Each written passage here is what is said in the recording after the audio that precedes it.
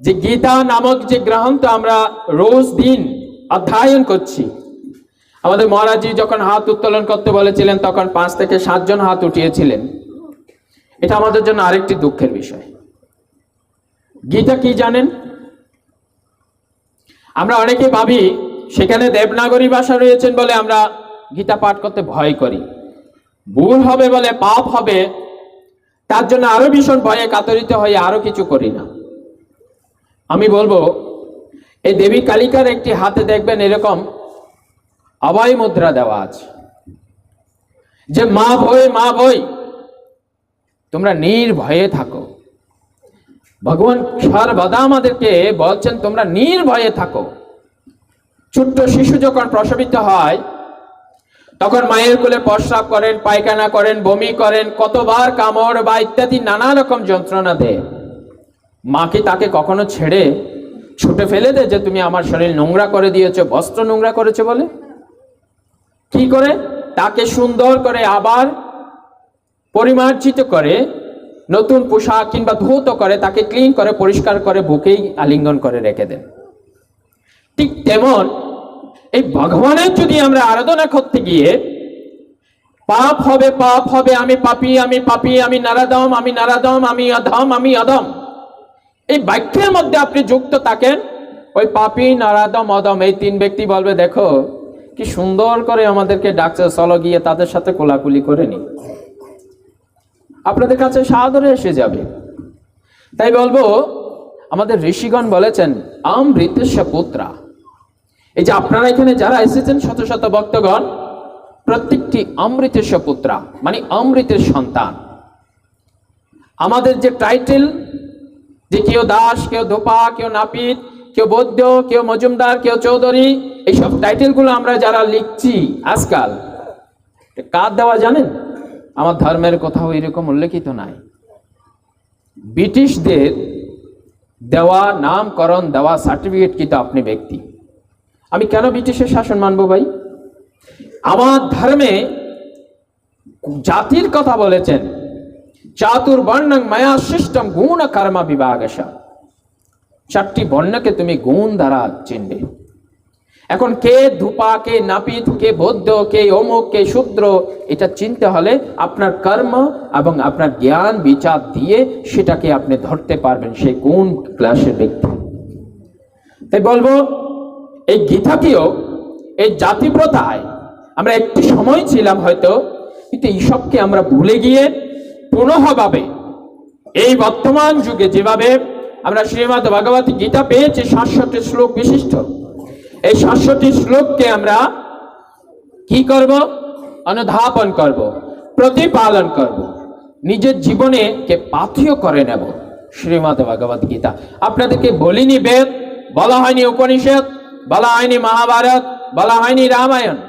এত বড় বড় না হয় গ্রন্থ না পড়লেন, একটু দৈনন্দিন একটি করে শ্লোক যদি আপনি পাঠ করে তার যথাযথ যে ব্যাখ্যা, তার যে সুন্দর যে ব্যাখ্যা, এই ব্যাখ্যাটা যদি পড়ে আপনার মধ্যে একজন শুদ্ধ আত্মরূপী যে জ্ঞান, সেটা কি? আমরা জল, এখানে জল অধিকাংশ সময় লবণাক্ত থাকে না, তা লবণাক্ত দূর করার জন্য আমরা বিভিন্ন রকম ফিল্টারিং বা খুব প্রক্রিয়া আমরা কাজ করি যাতে তার জল লবণাক্ত না হয়, যাতে সেই পিওর বিশুদ্ধ জল আমরা খেতে পারি। তার জন্য জলকে আমরা নানান রকম ভাবে কার্য করে আমরা সেটাকে পান করি। ঠিক তেমনি এই শরীরের মধ্যে যখন আমরা ভাবছি আমি ক্লীব, আমি ভয় কাতর, আমার মধ্যে কোনো জ্ঞান নেই, আমার মধ্যে কোনো সাহস নেই, আমার মধ্যে কোনো ব্রততা নেই, এটা ভুলে যান। গীতায় বারবার করে বলছেন अभ्यास वैराग्य कौन थे या है कौन की पुत्र तुम उठ के जागृत तो हो। ঘুমানোর সময় নয়, এই যে মনুষ্য শরীরটি পেয়েছেন এটাকে ধারায় জাগ্রত করতে হয়। কিভাবে? ঘুম থেকে যেরকম মা পাছায় চড় দে, বাবা পাছায় চড় লাগিয়ে ওঠে, বলে বেড়া ওঠ। আমরা সকাল হলে তালিবাস, দন্তিয়াস, চ চ সব শব্দ দিয়ে ছেলে মেয়েদেরকে বেশ সুন্দর সুন্দর গালাগালি করে ঘুম থেকে ওঠে। বিশেষ করে যখন মায়ের মারে গেছি একই অবস্থা। সকালবেলা যখন প্রথম দিন যেদিন যাই, 13 জানুয়ারি যে প্রবেশ করি, পরের দিন সকালবেলা ঘুম থেকে উঠতে গিয়ে দেখি এমন ভাষায় গালি করে ছেলেকে ঘুম থেকে উঠাচ্ছে। আমি বললাম, বাহ, কি সুন্দর মন্ত্রপাঠ, দিনটা মনে হয় ভীষণ সুন্দর যাবে। পরবর্তী পাশের বাড়িটা কার, কে ডাকছিল সে ব্যক্তি, আজকেও সে মায়ানমার থেকে ফোন এসেছিলেন ওই মহারাজের। তিনি বলছেন ওইবা হদে দেখে দিলে ইবে। আচ্ছা, তখন ওনাকে বললাম যে এভাবে গালি দিয়ে সন্তানকে ডাকতে হয়? অবাজে হদ দানা হদ, নইলে ঘুমতো তুই হতে জিয়াতা নয়। ওইখানে ভাষা একটু ব্যতিক্রমী, বললো অধিক হাস্যকর হবে। এরপরে আমি তখন ওনাকে বললাম, না, পরমার্থ গুরুদেব শ্রী শ্রীমৎ স্বামী ভোলানন্দগিরি মহারাজজি সমগ্র ভারতবর্ষের সন্ত মহাত্মাদের যিনি প্রেসিডেন্ট ছিলেন, কুম্ভমেলার যিনি প্রেসিডেন্ট ছিলেন, তথা খুব উচ্চস্তরের একজন মহাপুরুষ, তিনি একদিন এরকম সকালবেলা আমাদের এক ব্রহ্মচারীজি খুব ঘুমাচ্ছেন, তখন প্রার্থনায় যখন আসেনি, চুপচুপ করে রুমের ভিতরে ঢুকে দেখছেন বাবা বেশ সুন্দর আনন্দে ঘুমাচ্ছেন। সূর্য উঠে যাওয়ার পরও তার নিদ্রায় নিত। তখন সে परमात्मा गुरुदेव बोलছেন, क्या हुआ पार्वती का बच्चा, रात में कोई साधन भजन ज्यादा कर लिया होंगे, इसलिए अभी इतना टाइम लगा के सो रहे हो भाई। ए महादेव का बच्चा उठो, कम से कम पार्वती का माया बच्चा उठो, अभी प्रभात हो गया, सूर्यदेव भी जाग चुका है।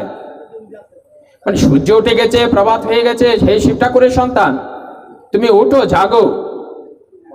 এই যে একটি জিনিস। তখন ওখানে একজন ভক্ত তিনি বলছেন, বাবা আপনি ওকে একটু চড় তাপ্পর বা একটু মেরে আঘাত করে তাকে তো ডাকতে পারতেন, এইভাবে ডাকলে কি সে কানে শুনবে? তখন বলছেন যে দেখো, রাগান্বিত তো রয়েছে বটে, যদি মুখে তোমার ভগবানের কোনো একটি নামও থাকে, সেটা কুৎসিত ভাষা বলে কেন শত বাক্যকে তুমি নষ্ট করবে? একটি সৌভাগ্য উচ্চারিত করে হাজার পুণ্য তুমি সঞ্চয় করো হে মানব। তাই আমরা যারা এই দক্ষিণের এইসব দিকের, যারা চট্টগ্রামের এই দিকের লোক রয়েছে, আপনাদেরকে বলবো কথার সঙ্গে আপনারা সুন্দর সুন্দর শ্রী ভাষা যুক্ত করেন, এগুলো আগে বন্ধ করুন। ধর্ম যদি আপনাদেরকে আগে পালন করতে হয়, আগে আচরণে আসতে হবে।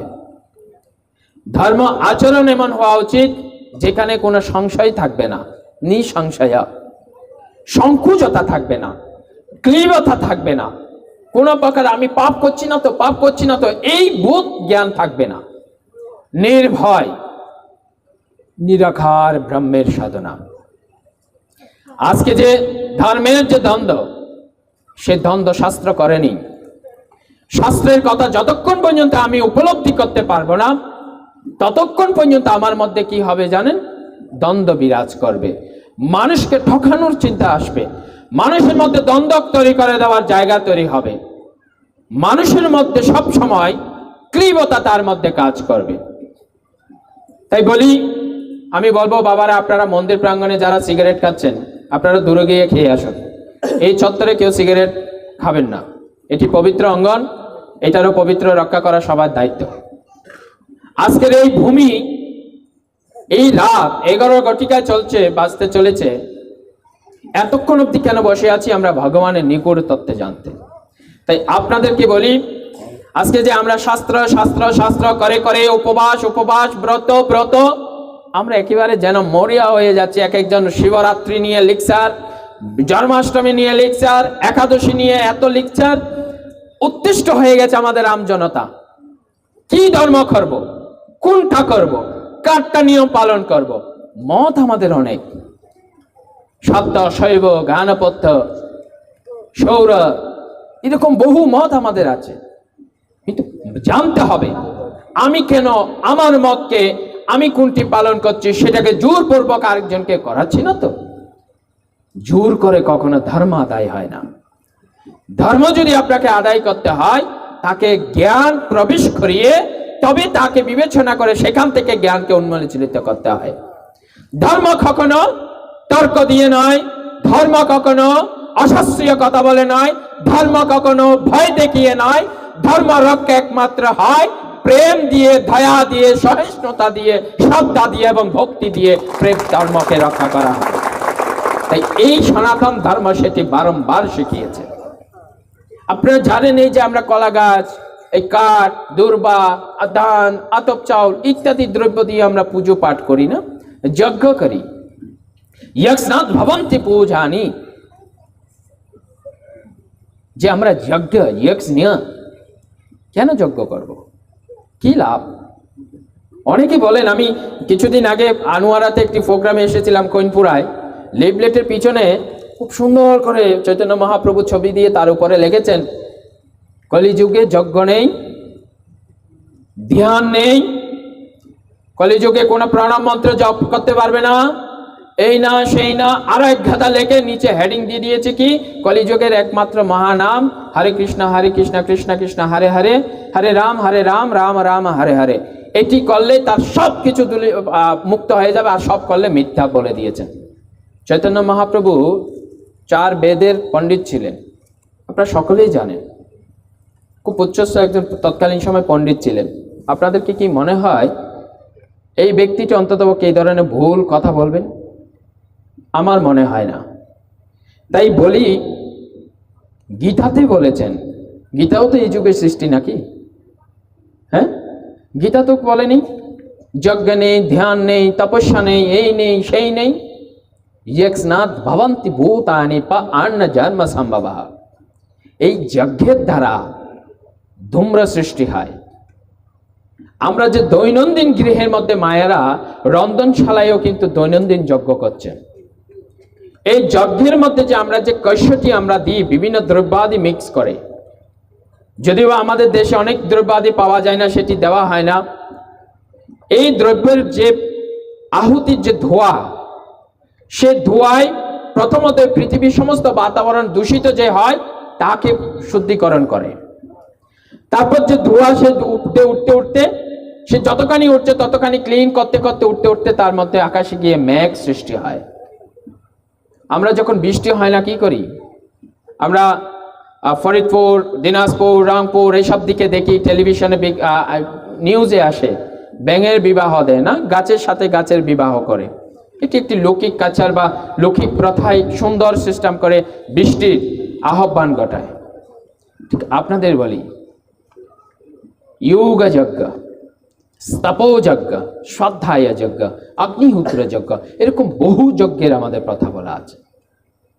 শুধু নেই বলে বলে ভাই, এখানে হয়তো সেই মতাদর্শের অনেকে থাকতে পারেন, আমি তাদেরকে বলবো, এই ভুল জ্ঞান মানুষকে না দিয়ে ধর্মের যে নিগুড় তত্ত্বের, গীতার যে প্রকৃত সত্য তত্ত্বময় কথা, সেগুলোই লোকের মাঝে বিচরণ করুন।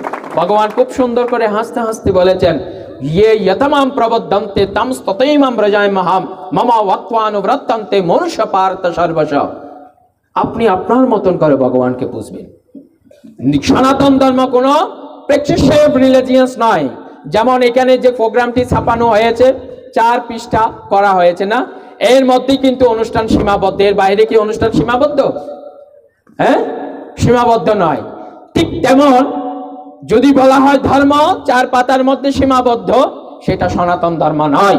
সনাতন ধর্ম হচ্ছে কি, যা অপ্রেক্ষিত, যে স্বতন্ত্র স্বাধীনভাবে নিজের মতন করে ভগবানকে পূজিত করার ধর্ম। কোন ব্যক্তির কথা নয়, কোন ধর্মীয় যাজক বলে যাবেন তাই আমি মানব, সেটা নয়। মানব যেমন তার শাস্ত্রকে অধ্যয়ন করে, সে শাস্ত্রের জ্ঞান আহরণ করে, সেইভাবে নিজের পথকে নিজেকে সেভাবে অনুগামিত করতে হবে। যদি তা না করতে পারি, তাহলে বারবার করে কি হব, ও এখানে করছি ভুল, এর কথা শুনছি তাহলে কি আমি ভুল করলাম, ওর কথা শুনছি আমি কি ভুল করলাম। এই ভুল ভুল শব্দের মধ্যে থাকতে থাকতে নিজেদের মধ্যে একটি ক্লিবতা কাজ করবে। আর না না না, তখন গিয়ে সব ছেড়ে ছুড়ে বলছে, অবাজি আরে কিছু নাই, বেগিম ফেলাই দেওয়া হবে না। আমরা চাটগাঁয়ের ভাষায় একদম রেগে মেগে বলি, বেগিম ফেলাই দে। ব্রাহ্মণবাড়িয়ার এক লোক আমাকে এক সময়, ওখানে একটি প্রোগ্রামে যায়, প্রায় 2 থেকে 2.5 হাজার ভক্ত হয়। আমরা কিছুদিন আগে সেই জানুয়ারির 3 তারিখে গিয়েছিলাম, আমাদের স্যার এবং আমি সহ একটি মন্দির ওপেনিংয়ে। সেখানে থেকে আমি ওই অনুষ্ঠানে যখন যাই, ওখানে এক মানুষ বলছে যে, স্বামীজি ধর্মের হগলতা কথা শুনি, বুঝছেন নি? হ, কিন্তু আমাগো ধর্মে এত ফেঁসাল ফেঁসাল কেন, অত ফেঁস লাগাইয়া কথা কয় কেন, সহজ সিধাভাবে কইতে পারে না এই ধর্মটার মধ্যে কিতা আছে। মানে বেশ সুন্দর করে ব্রাহ্মণ ভাষা দিয়ে আমার কাছে খুব আর্জি করে বলছেন। বললাম পৃথিবীতে যদি একটি সরল সহজ প্রেম যুক্ত কথা বলে থাকে সেটা হচ্ছে সনাতন ধর্ম। আর কোন ধর্মে এইভাবে সহজলভ্য ভাবে কথা বলেনি। আপনাকে বলেনি একটি গণ্ডির মধ্যে আবদ্ধ হতে। আপনি কোন ভাবে ভগবানকে তপস্যা করতে চান, কিভাবে পেতে চান। তাই তো শাস্ত্রে বলছে কি, তমেব মাতা চ পিতা তমেব তমেব বন্ধু চ সখা তমেব তমেব বিদ্যা দ্রবিণাম তমেব তমেব সর্বম মম দেব দেব। আমরা পুরাণ পড়ি, ভাগবতে পড়ি, রামায়ণ পড়ি না, আমরা গল্প শুনতে খুব স্বাচ্ছন্দ্য বোধ করি। গল্পে গল্পে আমাদের দিন কাটাতে খুব ভালোবাসি। আগেরকার দিনে বয়োজ্যেষ্ঠ বৃদ্ধ মারা বিশেষ করে যখন বিধবা হয়ে যেতেন, তারা হয় রামায়ণ নয়তো বা ভাগবত নিয়ে অধ্যয়নের মধ্যে নিযুক্ত থাকতেন। তারা নাতিকে কুলে নিয়ে নিয়েও সেই মহাভারত এবং রামায়ণের গল্প বলতেন। হয়তো ওইভাবে বিশ্লেষণ করতো না, তখন বলতেন দেখো দেখো এই রামচন্দ্র ভগবান কি সুন্দর করে বলছেন, কি সুন্দর তার কাহিনী। ভাগবত থেকে সে পরীক্ষিত বা ধ্রুব, প্রহ্লাদ ইত্যাদি ইত্যাদি গল্প তারা শোনাতেন। আজকাল কি হয়ে গেছে জানেন, একদিকে পানের টুকুর টুকুর করে কিংবা পানের একদিকে মুঠি রাখে, ওটা দেখোস না হজ ওইতর জিফাই বইতর ফুয়ারঙ্গি কে কে করতে দেখি বা ওইতর বই বা হজে না, এরকম বলতেই থাকে না সারাক্ষণ। কি সায়ন্যকাল, কি দ্বিপ্রহর, কি ব্রহ্ম মুহূর্ত, কোনো সময় আমাদের মধ্যে নেই।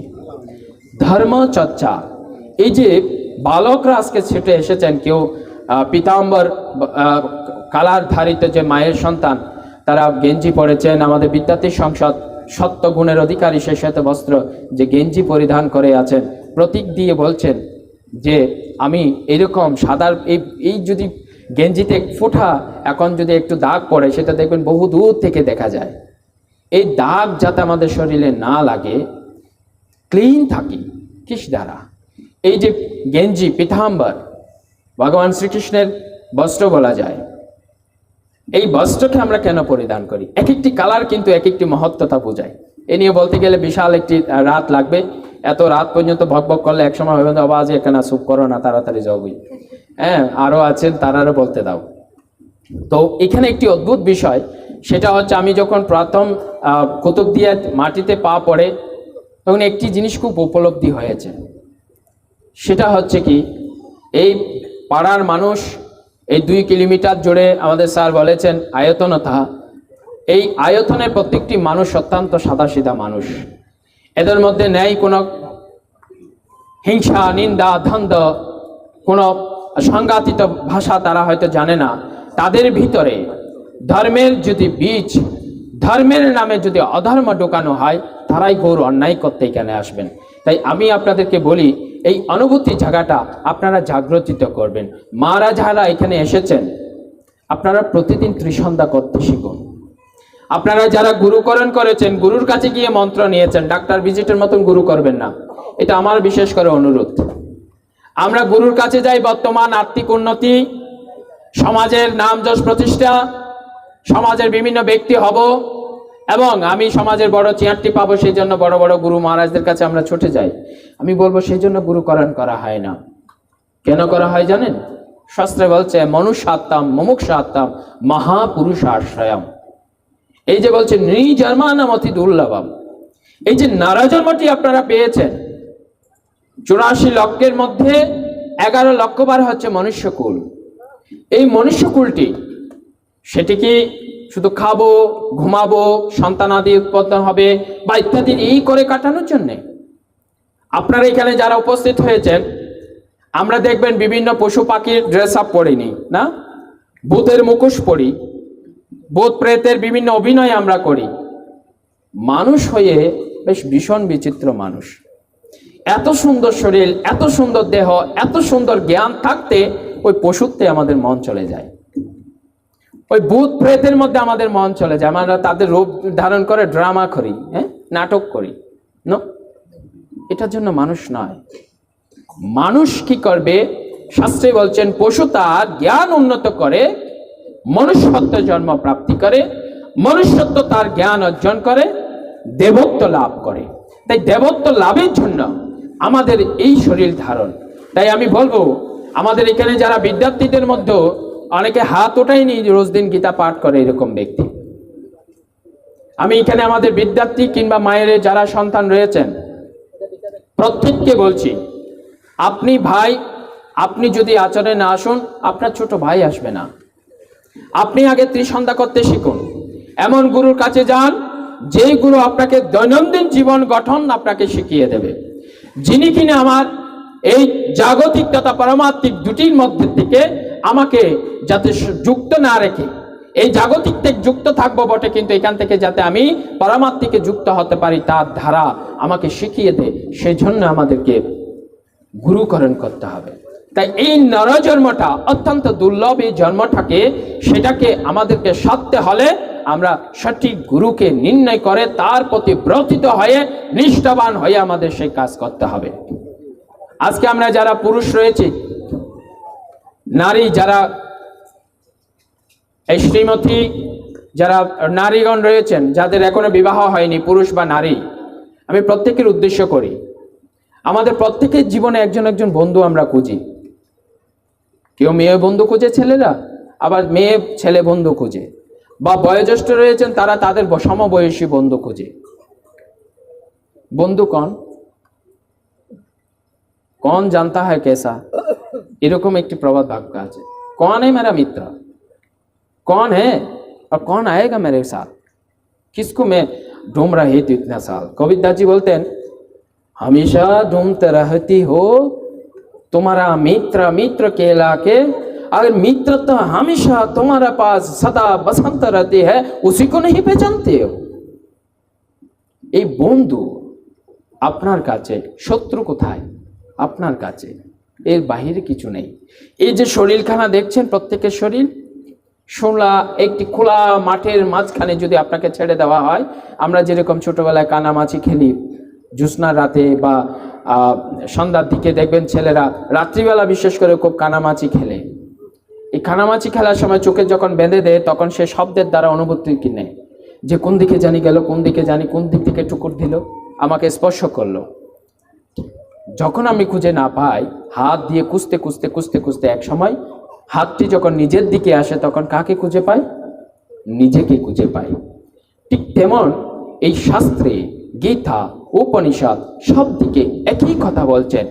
এই শরীরের মধ্যে আমি, গীতাতে কি বলছেন পঞ্চদশ অধ্যায়ে, আহাম বৈশ্বনর ভূতা প্রাণিনং দেহমাশ্রিতম প্রাণ অপ্রাণ সমায়ুক্তম প্রচারমানম চতুর্বিজম।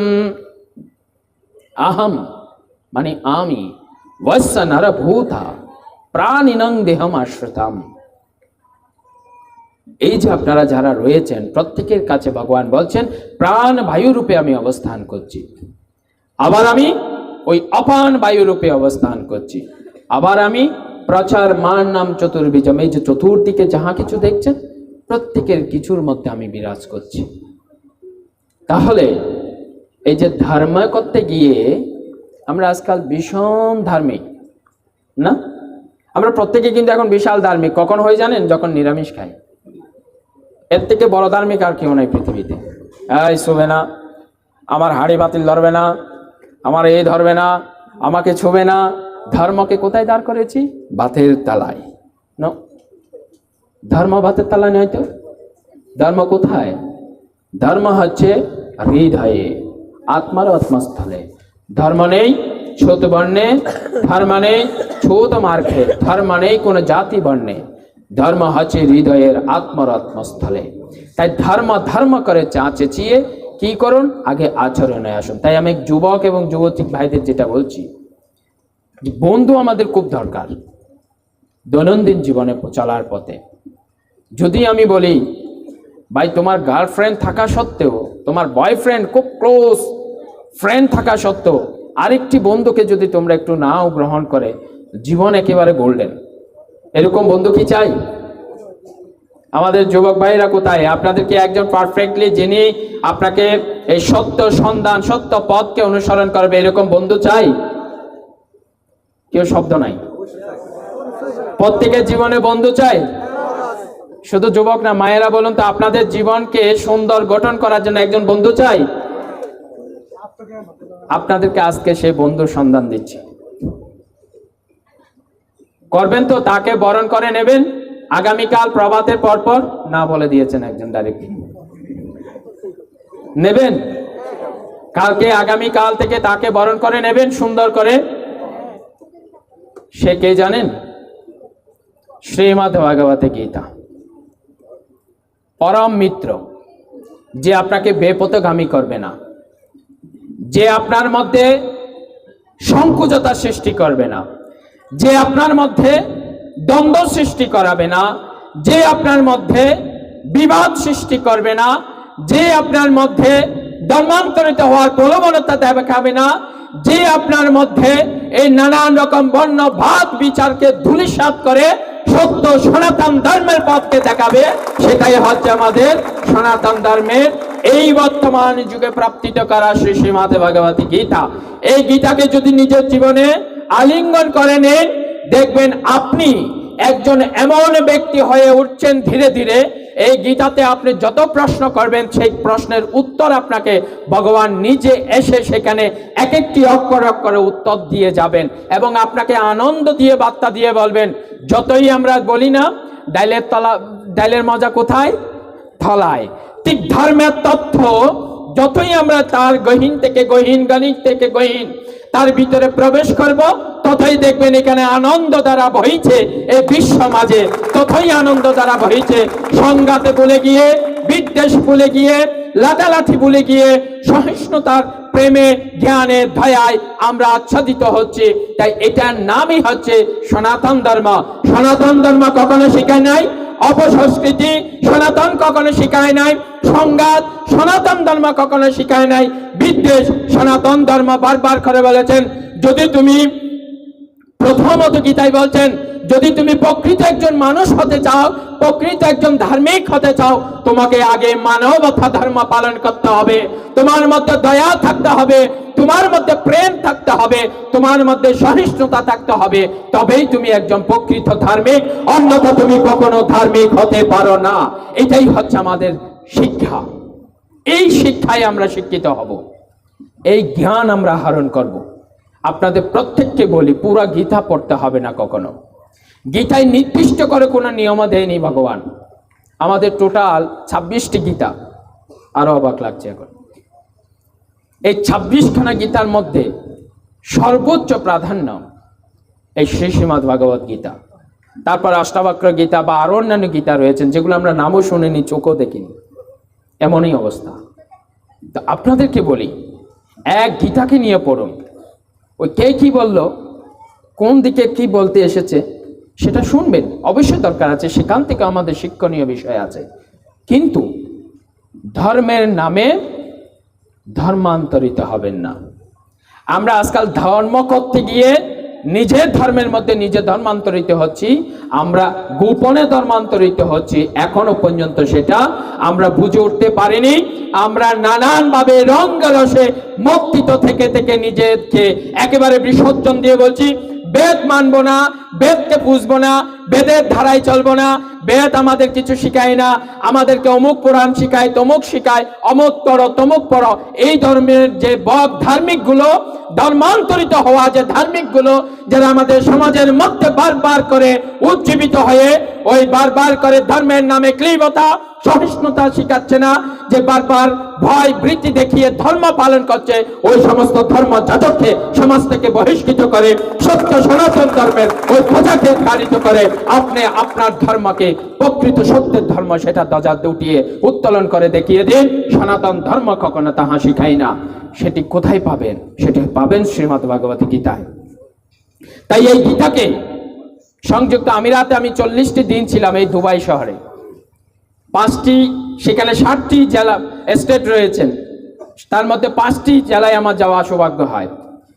জানেন কত কষ্ট তাদের, দিবা রাত্রি, এত টেম্পারেচার, 40, 45, 50 টেম্পারেচার।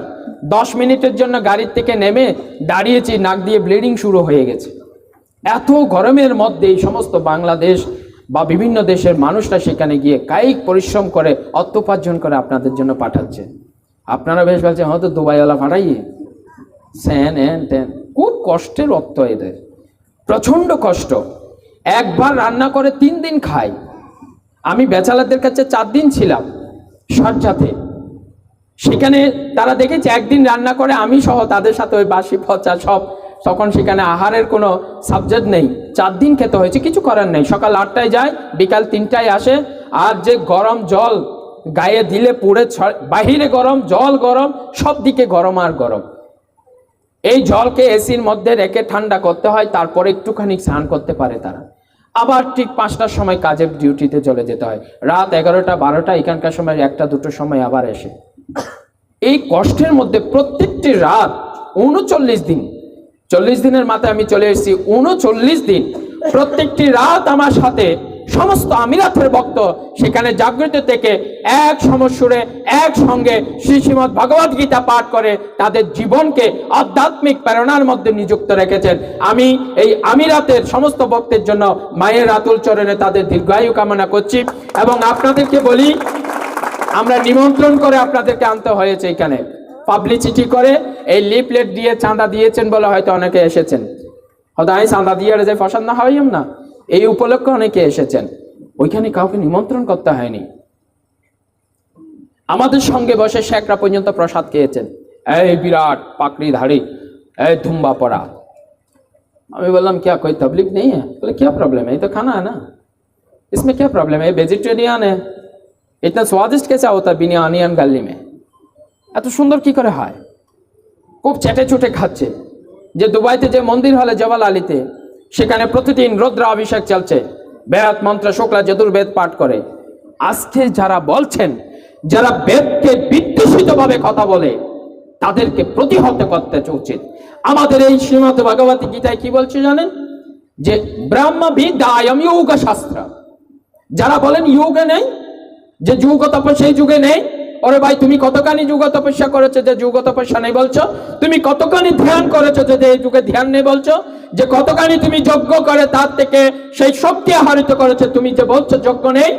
এই বেধর্মীমূলক কথা আমাদের যেমন মুঘলের আমলে এক দল কনভার্ট হয়ে হিন্দু ধর্মে ধর্মান্তরিত হয়ে বিভিন্ন রকম উপনিষদ তথা শাস্ত্রের কথা বলে ধর্মান্তরিত করেছিল, ধর্মের মধ্যে বিদ্বেষ ঢুকিয়ে দিয়েছিল, ঠিক তেমন আবার এসেছে কিছু নবীন নবীন আমাদের মতন গেরুয়া বসন ধারণ করে বাতের তালায় প্রসাদকে দাঁড় করিয়ে নিয়ে, ধর্মকে বাতের তালায় দাঁড় করে নিয়ে ধর্মান্তরিতের পথে অনুগামী করছেন। আমি বলবো এই ধর্মের কথা বলে নেই, বেদ কখনো বলে নেই সংঘাতের কথা, বেদ কখনো বলে নেই সংঘাতের কথা, বেদ কখনো বলে নেই হিংসা লাটালাটির কথা। বেদ বারবার করে বলছেন এসব মানুষ হও, প্রকৃত জ্ঞানের সত্যের অধিকারী তুমি হও। এটি আমাদেরকে বারবার করে বার্তা দিয়ে ভগবান বলছেন। সর্বশেষ এই শ্রীমদ্ ভগবত গীতা তো বলেছেন যে তুমি তোমার ভিতর যে হে অর্জুন যে অভ্যাস বৈরাগ্য কুন্তেয়, তুমি অভ্যাস দ্বারা তুমি একদিনে না হও, প্রতিদিন তুমি চেষ্টা করো, তথাপি তুমি করে যাবে। তোমার অভ্যাস দ্বারা তোমার ভিতরে ক্লিবতাকে দূর করে তোমার সেই ভিতরে যে প্রাণময় পঞ্চময় কোষ যে শরীর, এই পঞ্চেন্দ্রিয় শরীরের মধ্যে যে বিরাজ করছেন সেই লাদিনী শক্তি, সেই লাদিনী শক্তিকে তুমি জাগ্রত করো। নাম জপের ধারা কিংবা জ্ঞানের ধারা কিংবা যোগ তপস্যার দ্বারা কিংবা যজ্ঞের ধারা, সেই কথাই বারবার করে বেদে কিংবা গীতাতে বলেছেন। সেখানে কোথাও আমাদের এই বিদ্বেষিতমূলক কথা বলে নেই। তাই আপনাদেরকে বলতে চাই, এই যে ব্রহ্মবাণী ব্রহ্মবিদ্যা, এই শাস্ত্র হচ্ছে ব্রহ্মবিদ্যা শাস্ত্র। যখন গীতা ভগবান বলতে এসেছেন তখন ভগবানের স্বরূপ ছিল না, তখন ওই বেদের যেরকম আমরা পেয়েছি শ্রুতি মানে শব্দের দ্বারা, ঠিক তেমন অর্জুন শুনেছিলেন। ঠিক তেমনই আপনাদেরকে বলি যে ভগবান আমাদেরকে এই কথাগুলো যখন দিয়ে গেছেন 67 শ্লোক বিশিষ্ট, আপনাদের প্রত্যেকের হৃদয়ে এই কথাগুলো শুনতে হবে, ধারণ করতে হবে, ধাবিত করতে হবে। অন্যথা আমরা আমাদের নিজের জীবনে বারবার করে অবহেলিত, লাঞ্ছিত, নানান রকম ভাবে অপদস্থ সংঘাতের সম্মুখীন হব। তাই আপনাদের যারা মায়েরা রয়েছেন ব্রতিত করুন, তপস্যা করুন। যুবক ভাইরা রয়েছেন প্রতিদিন সন্ধ্যা করে নিজের মধ্যে এই যে দুর্বলতা, যে বীর্যকে রক্ষা করে ব্রহ্মচর্য পালন করে ওই নিজের মধ্যে বলবান বীর্যবান সহ্যশালী হয়ে তুমি তোমার ধর্ম তোমার পারিপার্শ্বিক সমস্ত কিছুকে রক্ষা করার জন্য নিজের জীবনকে ব্রতিত করো। শুধুমাত্র শাস্ত্র পড়ে কখনো বিষ সাজা যায় না, তপস্যা করে নেতাজি দেখিয়েছিলেন তিনি তপস্যার মাধ্যমে দিয়ে যেমন শক্তি অর্জন করে তাকে স্পর্শ পর্যন্ত কেউ করতে পারেনি, তাকে বাধিত করতে পারেনি, তাকে হত্যা পর্যন্ত করতে পারেনি। এই মাস্টারদা সূর্য সেন যেমন এই বাংলাদেশ থেকে ব্রিটিশকে হটিয়ে দেখিয়েছেন কোনো অস্ত্র দিয়ে নয়, তিনি স্নায়ু বিদ্যা দিয়ে তিনি ব্রিটিশকে হটিয়েছেন। ঠিক তেমন আমাদের এই যুবক সমাজ এবং প্রত্যেকটি মা এই রত্নগর্ভা মা স্বরূপে উজ্জীবিত হন। আপনার জরায়ুতে একটি সন্তান, আপনি এমন সন্তান ধারণ করুন যে সন্তান আপনাকে তথা জগৎকে আলোময় করবে, পৃথিবীকে আলোময় করবে, পৃথিবীকে আবার সনাতন ধর্ম ধ্বজা গেঁথে দিয়ে বলবেন এসো সত্যের সনাতন ধর্মে সকলে আবার নিযুক্ত হয়, সত্যের ধর্মের পথে অনুসারী করে হিংসা বিদ্বেষ সমস্ত কিছুকে ভুলে গিয়ে সম্প্রীতির বন্ধনে আবার আবদ্ধিত হয়। আমি নহে কোনো জাতি বিজাতি এই ভাব দুর্বসন করে আমরা ঐক্যের সম্পর্কে ওই ধর্মের নিষ্ঠাকে নিগুড় তত্ত্বকে জেনে আমরা ওই দিকে অনুগমন করব।